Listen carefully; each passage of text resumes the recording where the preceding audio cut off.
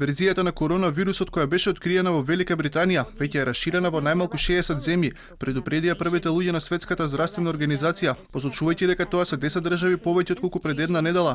Во извештајот на СЗО се наведува и дека мутацијата која првпат беше откриена во Јужна Африка, а за која се верува дека исто како и она од Велика Британија, многу лесно се пренесува, веќе е присутна во 23 држави.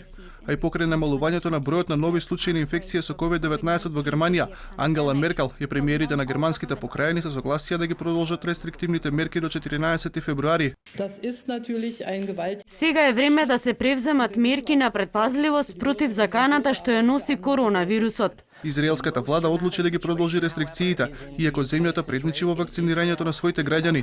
Рекордните 10.000 случаи за само 24 часа ги принудија израелските власти да го продолжат карантинот до крајот на месецот. Италија се закани дека ќе тужи фармацевската компанија Pfizer поради доцнењето на испораката на вакцините против COVID-19.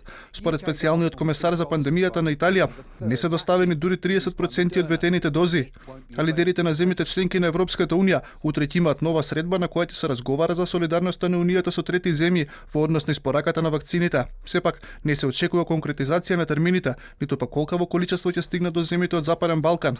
Според најавите, на утрешниот состанок ќе се разговари за сертификатите за вакцинација. Во најголемата кампања за вакцинација во светот, досега се вакцинирани повеќе од 46 милиони лица во 51 држава, но и покрај ова, за само 7 дена од последиците од COVID-19 ширум светот починаа 93.000 лица, а пријавени се речиси 5 милиони нови случаи на инфекцијата.